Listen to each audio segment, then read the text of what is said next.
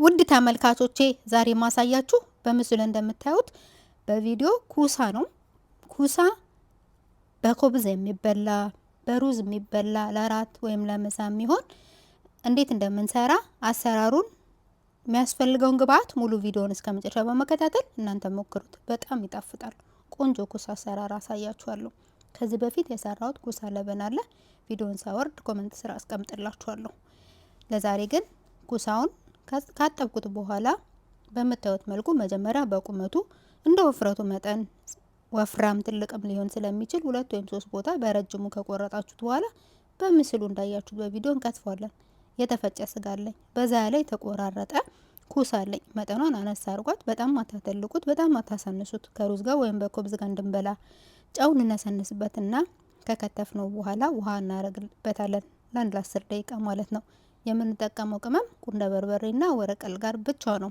ሌላ ቅመም አያስፈልገውም። ከ10 ደቂቃ በኋላ በማጥለያ እናጠለውና አላጠብኩትም። ድጋሚ ማጥለያ ላይ ነው ያረኩት። በዛ ያለ ሽንኩርት ዘይቱን ወይም በወይራ ዘይት በምንለው ማለት ነው በሱ እናቁላላለን።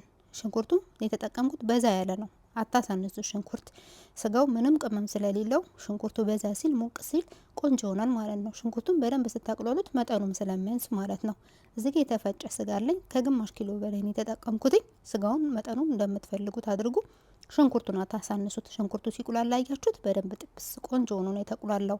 ሽንኩርቱ የራሱ ሽታ ስላወጣ ስጋውን ጨመርኩ። ከዛ የወረቀል ጋር ይባላል። ወረቀል ሎሪ ወረቀል ጋር ቤይ ሊቭስ በእንግሊዘኛ ይባላል። ብላክ ፔፐር ወይንም ቁንደ በርበሬ ፓውደርን የተጠቀምኩት። ስጋው ከተቁላላ በኋላ ከሽንኩርቱ ጋር እርጥበቱን የራሱን ውሃ ከጨረሰ በኋላ ኩሳ እናደርጋለን። ከዛ ቁንደ በርበሬና ጨው ድጋሚ ጨመርኩበትኝ። ይሄ ኩሳው ቶሎ ስለሚበስል ፍርክስክስ እንዳይልብን ስለከተፍ ነው ስናማስል ከስር ወደ ላይ ገልበጥ ነው እንጂ ፍርክስክስ እንዳይልብን ማለት ነው። ቶሎ ይበስላል ስላችሁ ወዲያው ሳይሆን ያው ጊዜ ይፈልጋል ለመብሰል። ሽፍን ስታደርጉት እንደዚህ ሰከድኑት በሙቀቱ ይበስልላችኋል። ስታማስሉ ገልበጥ ከስር ወደ ላይ ነው የምታረጉት። የቆረጣችሁት በማከለኛ መጠን ስለሆነ ሲበላ ኩሳና ስጋው ተለይቶ እንዲታይ ማለት ነው። ፍርክስክስ ያለ እንዳይሆን ቡክት ያለ እንዳይሆን ማለት ነው። ቁንደ በርበሬ እኔ ካልፈጨው ደስ አይለኝም። በጣም ነው የምወደው ሽታውን ወዲያው የተፈጨ ሲሆን። የቆየው ሽታው ስለሚወጣ ወይም ፓውደር የተገዛው ያን ያህል ሽታ ስለሌለው ማለት ነው። ስጋው ምንም አይነት ሌላ ተጨማሪ ቅመም ስለሌለው ቆንጆ መዓዛ እንዲኖረው እንደዛ ተጠቀሙ። በስተመጨረሻ በሳህን አድርጋችሁ ታቀርባላችሁ። አንድ ላይ ኪያር በለበን እናቀርባለን። ኪያር በእርጎ ማለት ነው። ቆዳውን ኪያሩን ከላጥን በኋላ ከተፍኩትኝ ኪዩብ አርጌ ትንንሽዬ 4 ማዕዘን ማለት ነው። ከዛ መጨመርበት የደረቀ ናና እርጎና ጨው ነው። ውሃ ቀዝቃዛ ውሃ ትንሽዬ እንዳስፈላጊነቱ። ውሃ መጨመር ካልፈለጋችሁ ለበን መጨመር ትችላላችሁ። ፈሳሹን ለበን ማለት ነው። እኔ ትንሽ ውሃ ነው ቀዝቃዛውን የተጠቀምኩት። ከ1 ኪሎ እርጎ ላይ ትንሽ አስቀርቻለሁ። ከዛ ውጪ በዛ ያለን የተጠቀምኩትኝ። ጨው አረኩኝና በጠበጥኩትኝ። ከኪያሩ ጋር በተበጠብጡት ኪያሩ ውስጥ ያለው ውሃ ምናምን እንትን ስለሚሆን ጥሩ አይሆንም። ለብቻ መጀመሪያ በጥብጡት እርጎውን።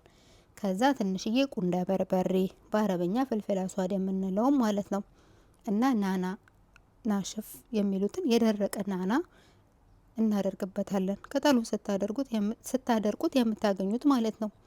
ከዛ የከተፍነውን ኪያር ተልጦ የተከተፈ ኪያር ነው። አንድ ላይ እናደባልቀዋለን። ጨውን እንቀምሳለን። ጨው ካነሰው እንጨምራለን። እዚህ ጋር ደግሞ ስለወፈረ ምን አረኩኝ? እርጎ ሌላ ትንሽዬ ውሃ ቀዝቃዛ ውሃ አረኩኝና አያችሁት? ወፍራም ነው አይደል? ለሩዝ ማባያ ወይንም ደግሞ ለሰራነው ኩሳ ማባያ አይሆንም። የሰራውት ኩሳ በቂጣ ወይም በሩዝ መብላት ትችላላችሁ። አሊያም ደግሞ እንደዚህ በእርጎ በኪያሩ መብላት ትችላላችሁ። ከ1 ኪሎ ላይ የቀረኝ ይሄ ነው። በዛ ያለውን የተጠቀምኩት። ከዛ የበጠበጥኩትን እርጎና ውሃ ጨመርኩበት፣ ጨውም ጨመርኩበትኝ። ከዛ ለማቅረብ ዝግጁ ሆነ ማለት ነው። አሰሬ ይሄንን እንደዚህ ነው የበላችሁ ከእርጎ ጋር ከዚህኛው ኪያር በለበን ጋር ማለት ነው። ይሄ ለሩዝ ማባያም አንድ ላይ ለመችቡስ ሊሆን ይችላል። ለበሪያኔ እንደሚፈልጉት እንደ ሰዎቹ ኪያር ለበን ከተባላችሁ በዚህ መልኩ ብትሰሩ አሪፍ ነው ማለት ነው።